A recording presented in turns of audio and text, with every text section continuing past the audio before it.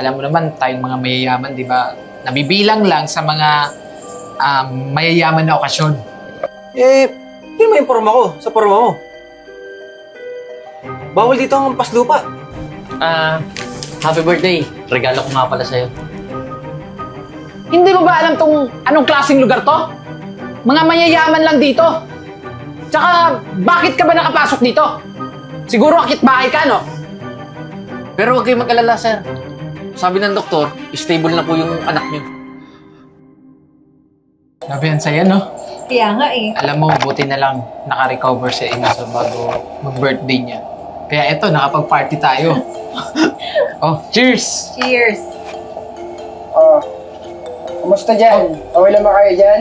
Ay, ayos lang kami dito. Tsaka, huwag mo kami isipin mo yung sarili mo. Tsaka thank you nga pala ha, kasi in-invite mo kami. Pag may kailangan kayo, wala kayo dun. Maraming pagkain dyan, maraming inumin dyan. Ay, sige. Ayos ka Salamat. talaga. O sa paano, may iwan ko muna kayo. Puntahan ko muna yung ibang bisita ko sa kabila. O sige, pero, teka lang, picture muna tayo! Thank you! Happy birthday! Happy birthday, bro! Salamat. Cheers ulit! Habuin na tayo. Lasing na ako eh. Bakit pa tayo uwi? Pwede naman dito na lang tayo, ano ka ba? Nahilo na ako. Bro. Uy! Kumusta kayo dyan? Bro, medyo nakainom na eh. Baka naman pwedeng magamit namin isang kwarto mo dyan para makapagpahinga na tong... Alam mo na! Bro, may bakanting kwarto dyan. Gamitin niyo lang. Sabi ko naman sa'yo eh. May tsaka kaibigan ko, tsaka galante yan. Sige bro, pasok na lang kami dun ha. Bro, hindi kayo. Hindi na lang.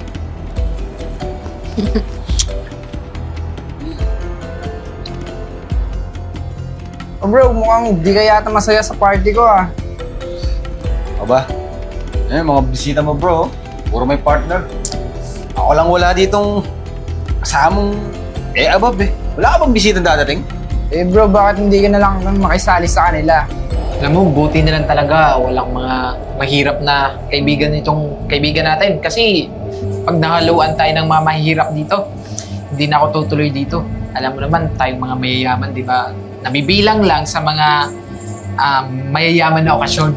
At isa pa, allergic tayo sa mga mahihirap.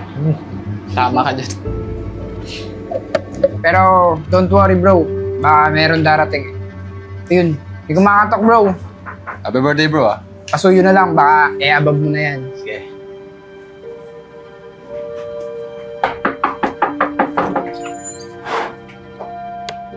Ayan bro, deliver?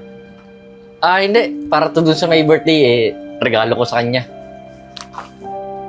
Saan ba galing? Tsaka, inimbita ka ba ng may birthday? Yung tatay ng may birthday ang nag-invite sa akin. Bro, bawal ditong mahirap. Tsaka, exclusive yung party lang dito.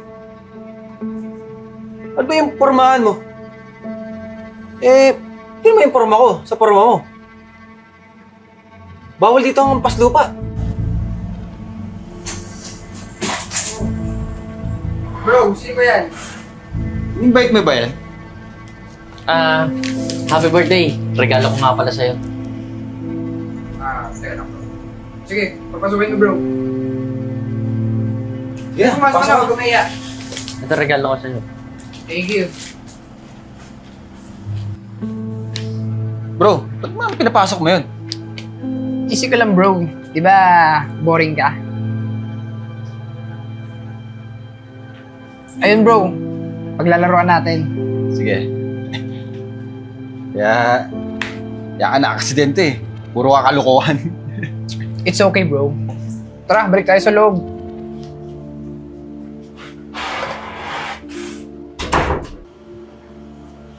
Ang yaman pala ng mga tao dito, no? Ang ganda pa ng bahay.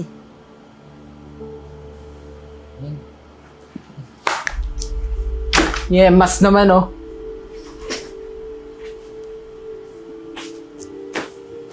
Hoy! Ba't nakapasok ka dito, ha? Anong ginagawa mo dito? Makiki-birthday sana. Makiki-birthday? Kilala mo ba yung may birthday dito? Tsaka isa pa, Hindi mo ba alam tong anong klaseng lugar to? Mga mayayaman lang dito. Tsaka, bakit ka ba nakapasok dito? Siguro akit bahay ka, no? Eh, pinapasok ako nung may birthday. Pambihira. Eh, hindi nakikipagkaibigan sa mga mahihirap yung kaibigan namin. Enzo!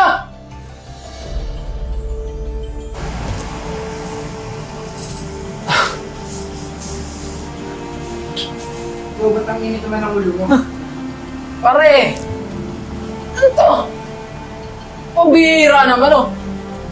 Nagpapasok ka ng mahirap dito? Bro, relax ka lang. Diba, enjoy the party. Paano ako magre-relax? Eh, may hampas lupa na nasa harap ko. Eh, alam mo naman, di ba? Mga mahiyaman na kagaya natin, hindi nakikipaghalubelo sa mga mahihirap na kagaya nito. Tingnan mo yung itsura, oh! Alam mo, kung ganun din lang na nagpapasok ka ng isang taong hampas lupa dito, mas mabuti pa, aalis na lang ako. Bro, teka lang bro. Bro, relax.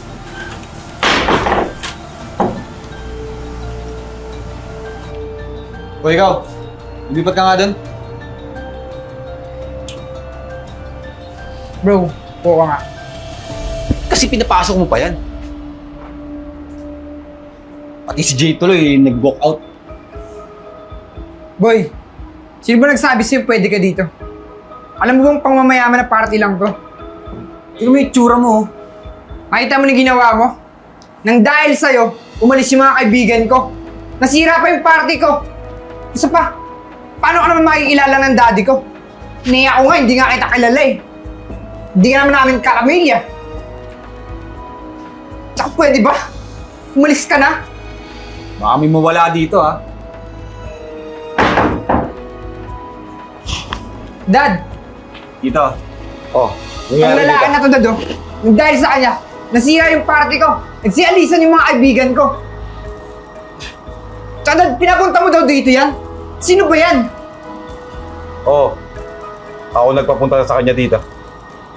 Eh Dad, bakit mo naman pinapunta eh? Hindi ko naman friends yan. At di rin nga kailangan ng mga kaibigan ko. Wala naman kaming kaibigan na ganyan, eh. Eh Dad, mahirap yan Dad eh. Kaya ako siya pinapunta dito para personal mo siyang pasalamatan. Dad, pasalamatan para saan?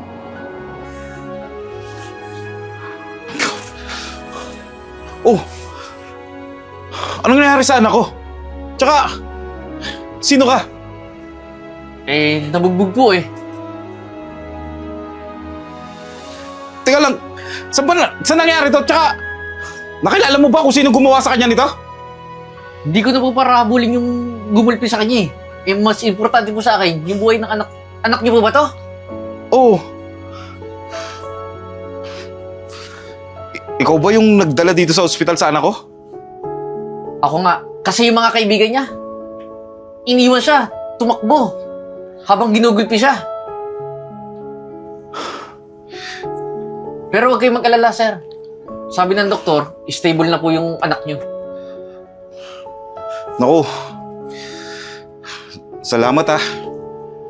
Salamat dahil tinulungan mo yung anak ko. Ano palang pangalan mo? Jeboy nga po pala. Salamat, Jeboy ah. Sir, mauna na rin po ako Balitaan mo na lang po ako pag okay na po yung anak mo. Sandali lang.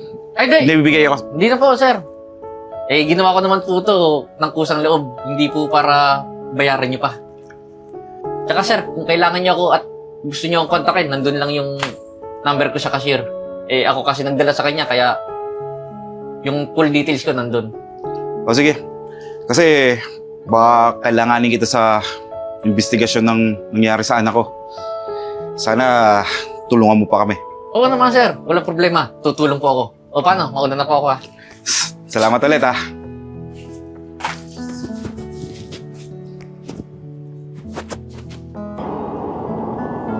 Yan! Si Brian!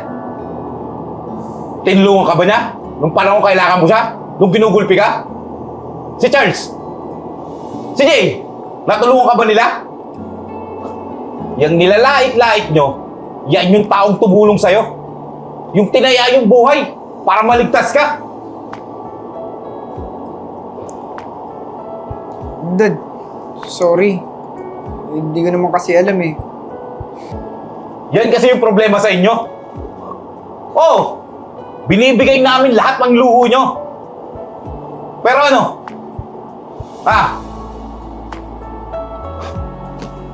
Di kayo nagtatanda eh. Puro lang kayo kahambugan.